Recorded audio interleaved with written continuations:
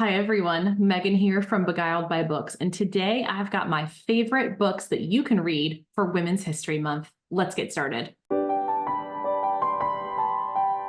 It is March. That means it's Women's History Month. This is a super popular month for book clubs and for reading books that are by women, for women, and really celebrating everything it is to be a woman. So I've got 4 fiction books and 4 nonfiction books for you today. I do have reading guides available for some of these. I have dropped the link below, so please feel free to go check out those reading guides if you are in a book club. Would love to be able to help y'all out with that.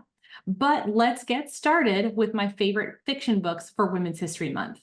My first book in the fiction space is going to be a new release, Kristin Hannah's The Women.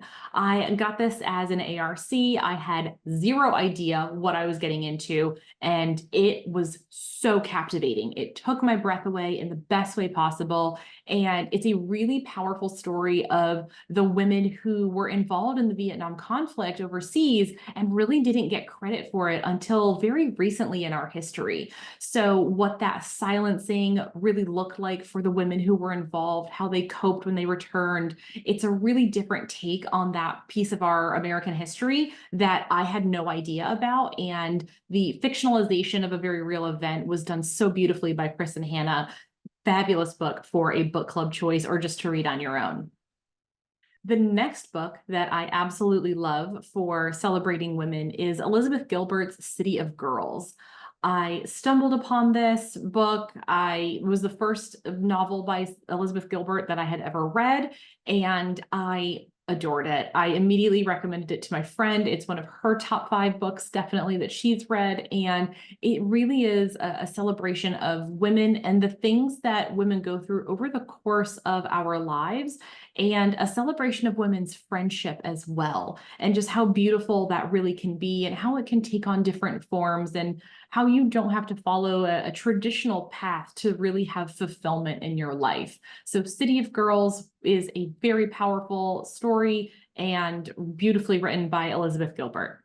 The third book that I can recommend in the fiction space is The Once and Future Witches. And I really like this book. I've read everything by Alex Harrow, and this is a story of 3 sisters and what it means to be sisters, to be friends with your sisters, to be at odds with your sisters, and how that plays a part in our life and what that sisterhood really means, both literally and figuratively in the world of women's sisterhood. It's a really beautiful story. It's got action, it's got adventure, witchcraft, of course, and super fun read, but also an underlying beautiful note of feminism and sisterhood in the face of adversity. The fourth and final fiction book that I'd like to recommend for you for Women's History Month is Madeline Miller's Circe. I absolutely devoured this book. It very much lives up to the hype that it gets. And it's a story of a demigoddess who is unfairly treated and how she copes with being unfairly treated in the world of gods and goddesses and kind of Greek mythology. So really fascinating take about how everyone gets that notion of injustice and how we deal with it. And there are good things and there are bad things. And Circe is very admirable, and then she does some things that are kind of questionable. So really great story. And of course, if you're into kind of that Greek or Roman mythology, it's right up that alley.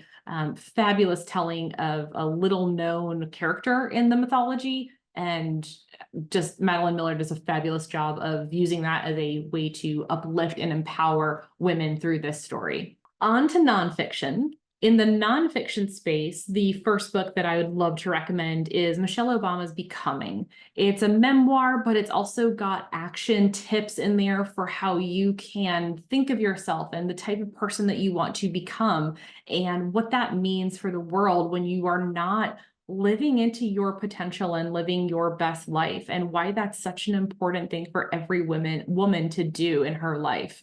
So Becoming is a beautiful, beautiful story of not just Michelle Obama's life, but how the twists and turns in her journey have presented obstacles that she has just had to go through and not overcome or go around, but just barrel through and persevere no matter what. And we can all take inspiration from her story. She also has an accompanying journal that will go along with that. So bonus points if you do some of those exercises. The next book in the nonfiction space that I think everyone should read is a memoir by Tara Westover called Educated. And this is a fascinating story. I've talked about it on here before, but Tara Westover grew up in a very rural fundamentalist home, I think in Idaho. And what happens to her world when she gets accepted into college because she's a very bright young woman. She gets a full ride. She takes advantage of that and goes, and kind of the course of her life and how that redirects with some of those decisions she makes as a young woman. And then she goes on to Oxford and gets further education, and how this changes her life, and not only her life, but how she views her childhood and her upbringing, and the impact that has on who she is as a woman and her family. Beautiful story, absolutely stunning prose. It's beautiful to read. It's wonderful to listen to. Highly recommend Educated. The next book that I can absolutely recommend for Women's History Month is going to be Invisible Women.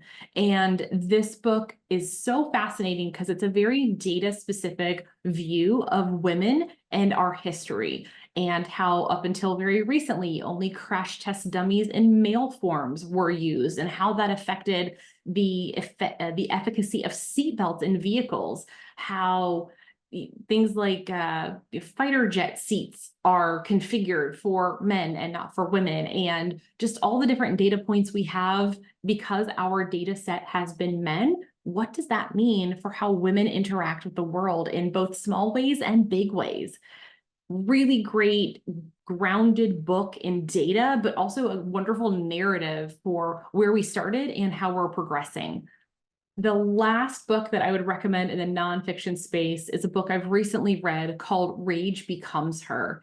And I read this book and I absolutely was enraged. I loved it in the best way possible that you can when you're enraged by something.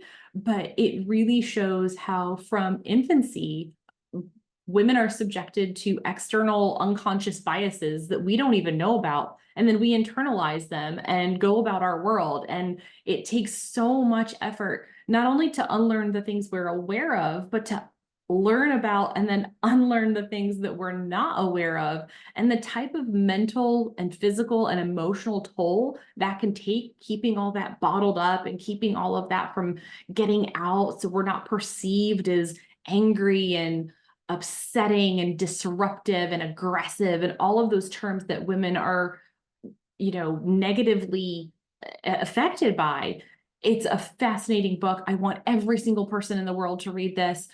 But if you are a woman and you are watching this, please, if you're going to read any of these books that I've recommended, Rage Becomes Her is absolutely imperative that every single woman reads this, so that we can start our journeys of not only harnessing our rage and getting it out so it doesn't physically affect us, but also how we can change our worlds around us by really embracing the feelings that we have. What books do you love that are written for women by women in honor of Women's History Month? Please drop a comment below and let the community know. I'd love to hear about it. And as always, if you like this video, please give me a thumbs up, and don't forget to subscribe to my channel if you haven't already. Thanks, and have a wonderful day.